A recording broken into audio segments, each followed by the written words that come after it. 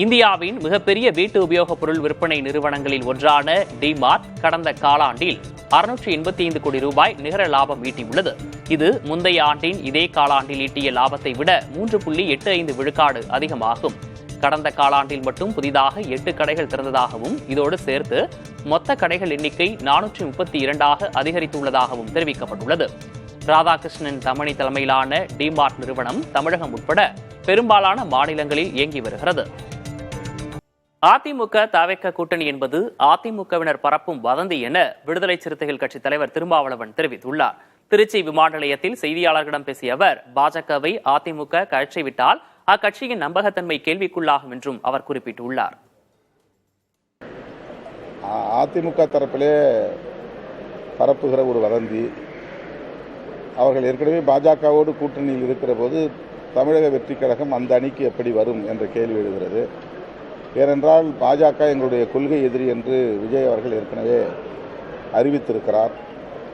அப்படி என்றால் பாஜக, அதிமுக, தவிக ஆகிய கட்சிகள் கூட்டணியில் இருக்குமா, அல்லது பாஜகவை கழற்றி விட்டுவிட்டு அதிமுக வெளியேறுவதற்கு தயாராக இருக்கிறதா என்ற இன்னொரு கேள்வியும் எழுகிறது.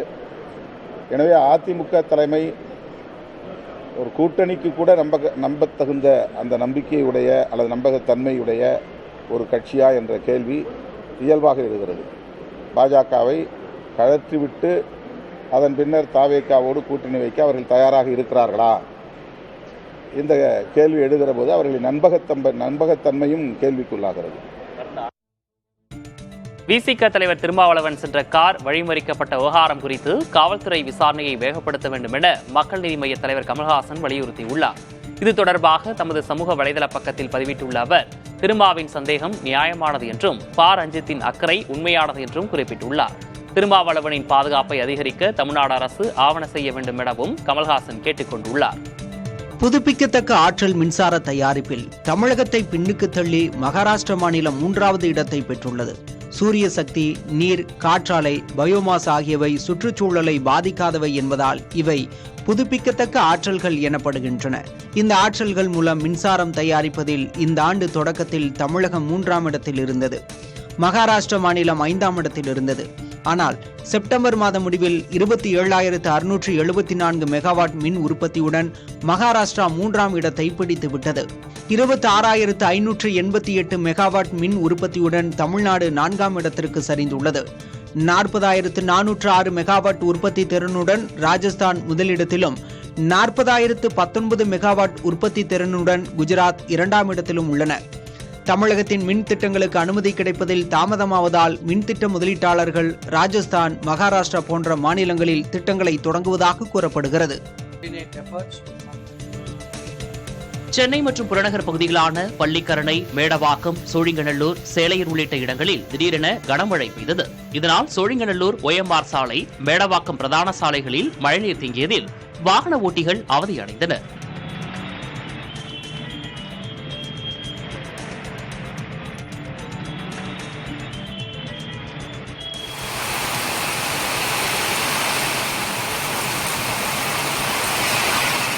தேனி, அல்லிநகரம், ரத்தினம் நகர், அரண்மனை புதூர், முல்லை நகர், வீரபாண்டி உள்ளிட்ட பகுதிகளில் கனமழை பெய்ததில் வெயிலின் தாக்கம் தணிந்து குளிர்ச்சியான சூழல் நிலவியது.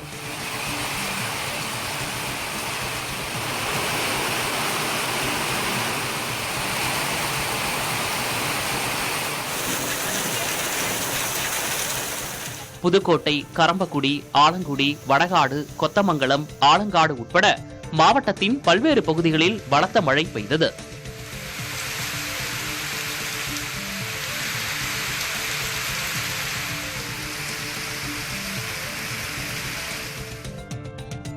சனிக்கிழமை விடுமுறை தினத்தை முன்னிட்டு குற்றாலம் அருவிகளில் குளிக்க ஏராளமான சுற்றுலா பயணிகள் குவிந்தனர். ஆர்ப்பரித்து கொட்டும் அருவிகளில் சுற்றுலா பயணிகள் உற்சாகமாக குளித்து மகிழ்ந்தனர். மேற்கு தொடர்ச்சி மலைப்பகுதிகளில் அவ்வப்போது பெய்த மழையால் மெயினருவி, ஐந்தருவி மற்றும் பழைய குற்றாலம் அருவிகளில் நீர்வரத்து அதிகரித்திருக்கிறது. LPG டேங்கர் லாரி உரிமையாளர்கள் ஒரு பகுதியினர் உடனடியாக வாகனங்களை இயக்கப் போவதாக அறிவித்துள்ளனர். டேங்கர் லாரி உரிமையாளர்கள் சங்கத்தின் ஒரு பகுதியினர் நாமக்கல்லில் ஆலோசனை மேற்கொண்டனர். இதனைத் தொடர்ந்து வேலைநிறுத்த போராட்டத்தை கைவிட்டு உடனடியாக பணிக்கு திரும்புவதாக கூறினர். 1000க்கும் மேற்பட்ட எல்பிஜி டேங்கர் லாரிகள் உடனடியாக இயக்கப்படும் என்றும் டேங்கர் லாரிகள் சங்க தலைவரின் ஒருதலைபட்சமான நடவடிக்கையை கண்டித்து இந்த முடிவை எடுத்துள்ளதாகவும் அவர்கள் தெரிவித்தனர். திமுக எத்தனை பட்டியலினத்தவரை பொது தொகுதிகளில் நிறுத்தி வெற்றி பெற செய்திருக்கிறது என பாமக தலைவர் அன்புமணி கேள்வி எழுப்பியுள்ளார். அவர் வெளியிட்ட பதிவில் தெருக்களின் பெயர்களில் சாதி பெயர்களை நீக்க அரசாணை வெளியிட்ட அடுத்த நாளே கோவை பாலத்துக்கு ஜிடி நாயுடு பெயரை சூட்டியது திமுக என்றும் கூறியுள்ளார். அரசாணைகளை மட்டும் வெளியிட்டு சாதியை ஒழிப்பதாக திமுக நாடகம் நடத்தக்கூடாது என்றும் அவர் வலியுறுத்தியுள்ளார். அரசு பணிகளை இடஒதுக்கீட்டை பின்பற்றி நிரப்ப வேண்டும் என்றும் அவர் கேட்டுக் கொண்டுள்ளார். இந்தியாவில் பெண்களுக்கு அதிகம் வேலைவாய்ப்பு கிடைக்கும் மற்றும் பணிபுரிய ஏற்ற மாநிலங்கள் பட்டியலில் ஆந்திரா முதலிடம் வகிக்கிறது. விபாக்ஸ் என்ற தனியார் அமைப்பு வெளியிட்டுள்ள ஆய்வறிக்கையின்படி இப்பட்டியலில் தமிழ்நாடு 4ஆம் இடத்தில் உள்ளது.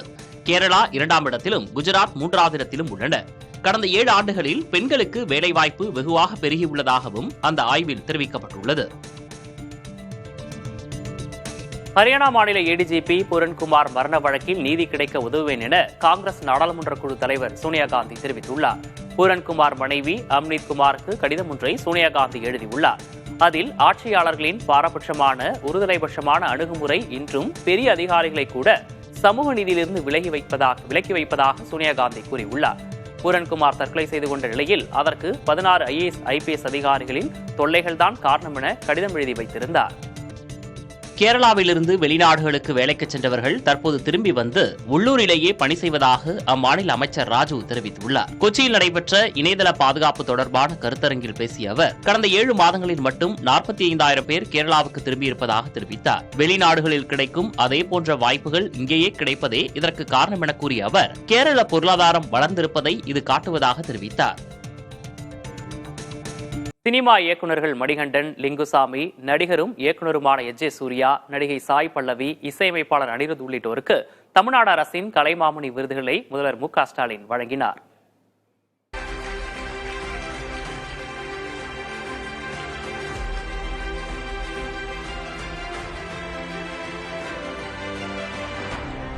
சென்னை கலைவாணர் அரங்கில் 2021ஆம் ஆண்டு முதல் 2023ஆம் ஆண்டு வரையிலான இயல், இசை, நாட்டியம், நாடகம், திரைப்படம் உள்ளிட்ட பிரிவுகளின் கீழ் கலைமாமணி விருதுகள் வழங்கும் விழா நடைபெற்றது.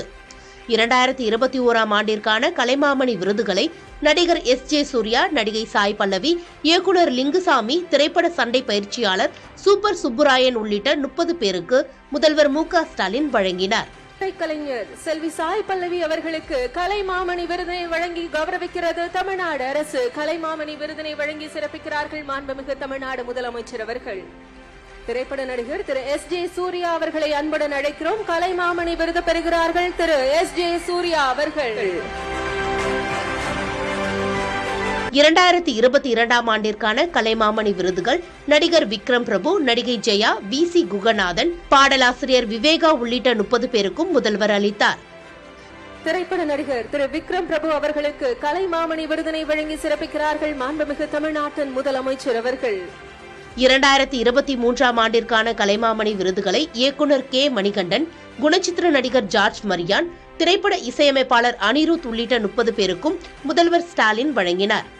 அதேபோல இயல் பிரிவில் பாரதியார் விருது முனைவர் ந. முருகேச பாண்டியன், இசைப்பிரிவில் MS சுப்புலட்சுமி விருது பாடகர் KJ ஏசுதாஸிற்கும், நாட்டியம் பிரிவில் பாலசுரஸ்வதி விருது முத்துக்கண்ணம்மாள் ஆகியோருக்கும் வழங்கப்பட்டன.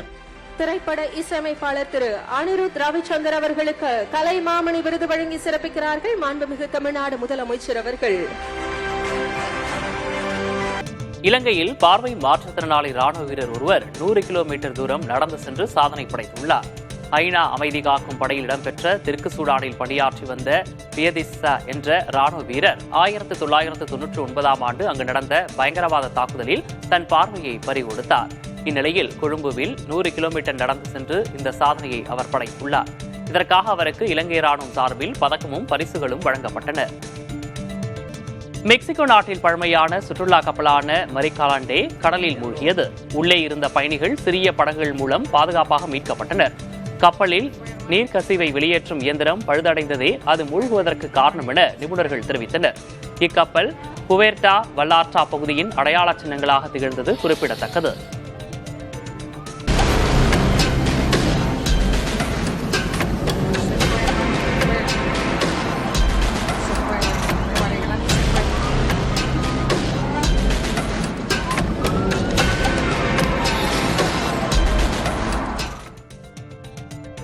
திருமலை வனப்பகுதியை ஒட்டியுள்ள தனியார் பல்கலைக்கழக வளாகத்தில் மீண்டும் சிறுத்தை நடமாட்டம் காணப்பட்டுள்ளது. இதனால் மாணவர்கள் மற்றும் ஊழியர்கள் மத்தியில் பயம் அதிகரித்துள்ளது. இரவு நேரத்தில் பல்கலைக்கழக ஊழியர்களின் குடியிருப்பு பகுதிக்கு அருகே சிறுத்தை நடமாடியது சிசிடிவி கேமராவில் பதிவாகியுள்ளது. மாணவர்கள் மற்றும் ஊழியர்களின் பாதுகாப்பு கருதி அனைவரும் வெளியில் வருவதை தவிர்க்குமாறும் சிறுத்தை நடமாட்டம் உள்ள பகுதிகளிலிருந்து விலகி இருக்குமாறும் அறிவுறுத்தப்பட்டுள்ளது.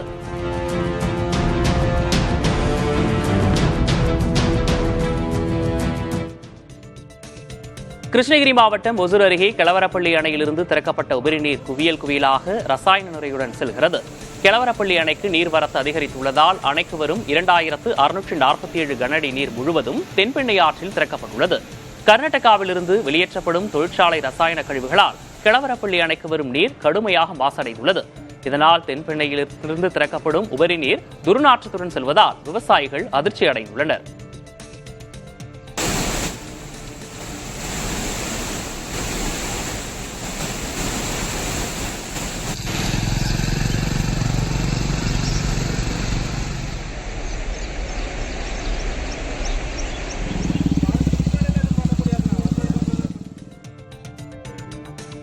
பொன்னை ஆற்றில் வெள்ளப்பெருக்கு ஏற்பட்டுள்ள நிலையில் பொன்னை அணைக்கட்டு பகுதியில் வேலூர் மாவட்ட ஆட்சியர் சுப்புலட்சுமி நேரில் ஆய்வு செய்தார். பின்னர் செய்தியாளர்களிடம் பேசிய ஆட்சியர் சுப்புலட்சுமி பொன்னை ஆற்றின் கரையோரம் உள்ள மாதாண்டகுப்பம், கீரை சந்து, பொன்னை திருவளம் உள்ளிட்ட 7 கிராமங்களில் கரையோரம் வசிப்போர் பாதுகாப்பாக இருக்க அறிவுறுத்தப்பட்டுள்ளதாகவும் கூறினார்.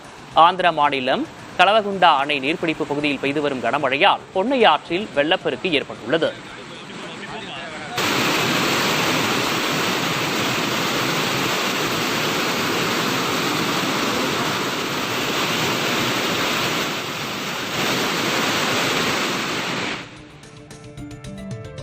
சேலம் மாவட்டம் கெங்கவள்ளி, தொடாவூர் மற்றும் சுற்றுவட்டார பகுதிகளில் பலத்த காற்று மற்றும் மின்னல் இடியுடன் கனமழை பெய்தது.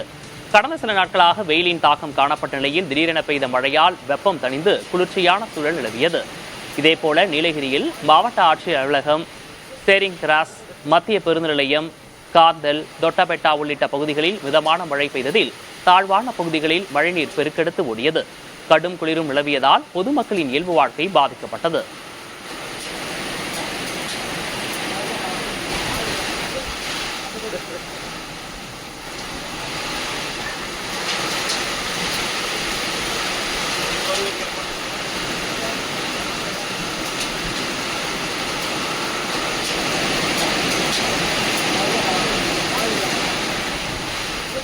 தமிழின் முதல் புதினமான பிரதாப முதலியார் சரித்திரம் நாவலை எழுதிய மாயூரம் வேதநாயகம் பிள்ளையின் 199வது பிறந்தநாள் இன்று.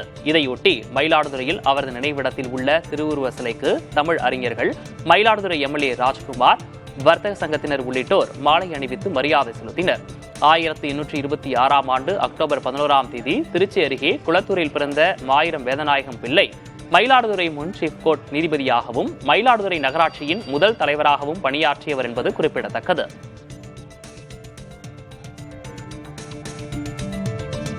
சர்வதேச டெஸ்ட் கிரிக்கெட்டில் ஒரே ஆண்டில் அதிக சிக்சர் விளாசிய இந்திய கேப்டன் என்ற சாதனையை சுப்மன் கில் படைத்துள்ளார். வெஸ்ட் இண்டீஸ் அணியுடனான டெஸ்ட் போட்டியில் மட்டும் 2 சிக்சர்கள் விளாசிய அவர் இந்த ஆண்டில் மட்டும் கேப்டனாக 14 சிக்சர்கள் அடித்துள்ளார். இதன் மூலம் ஒரே ஆண்டில் 13 சிக்சர்கள் அடித்திருந்த ரோஹித் சர்மாவின் சாதனையை அவர் முறியடித்துள்ளார். அஜர்பைஜானின் கராதா மாவட்டத்தில் உள்ள ஓட்மேன் போஸ்டாக் மண்ணெரிமலை வெடித்தது. இந்த வெடிப்பு சுமார் 40 நிமிட இடைவெளியில் 3 கட்டங்களாக பதிவு செய்யப்பட்டுள்ளது. ஒவ்வொரு கட்ட வெடிப்பும் 4 முதல் 12 நிமிடங்கள் வரை நீடித்தது. இந்த நிகழ்வில் எந்தவிதமான உயிரிழப்புகளோ அல்லது தீ விபத்தோ ஏற்படவில்லை என்றும் அருகில் உள்ள குடியிருப்பு பகுதிகளுக்கு அச்சுறுத்தல் இல்லை என்றும் அதிகாரிகள் தெரிவித்தனர். சூழலியல் நிபுணர்கள் தற்போது இந்த வெடிப்பை ஆய்வு செய்து வருகின்றனர். வாட்ஸ்அப் முடக்கப்பட்டதாக முறையிட்ட மனுதாரரை உள்நாட்டு தயாரிப்பான அரட்டை செயலியை பயன்படுத்த உச்சநீதிமன்ற அமர்வு அறிவுரை வழங்கியுள்ளது. முடக்கப்பட்ட வாட்ஸ்அப்பை மீட்டுத் தரக்கோரி தாக்கல் செய்யப்பட்ட மனுவை விசாரித்த நீதிபதிகள் விக்ரம்நாத் மற்றும் சந்தீப் மேத்தா ஆகியோர் அடங்கிய அமர்வு, வேறு தகவல் தொடர்பு செயலிகள் உள்ளன, நீங்கள் அவற்றை பயன்படுத்தலாம்.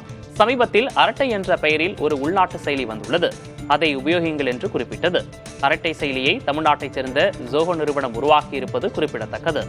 கிருஷ்ணகிரி கேஆர்பி அணைக்கு நீர்வரத்து அதிகரித்துள்ளதால் தென்பெண்ணை ஆற்றங்கரையோர மக்களுக்கு வெள்ள அபாய எச்சரிக்கை விடுக்கப்பட்டுள்ளது. நீர்பிடிப்பு பகுதிகளில் பெய்த கனமழை காரணமாக 52 அடி உயரமுள்ள கேஆர்பி அணையில் வினாடிக்கு 7,900 கனஅடி நீர் வந்து கொண்டிருக்கிறது.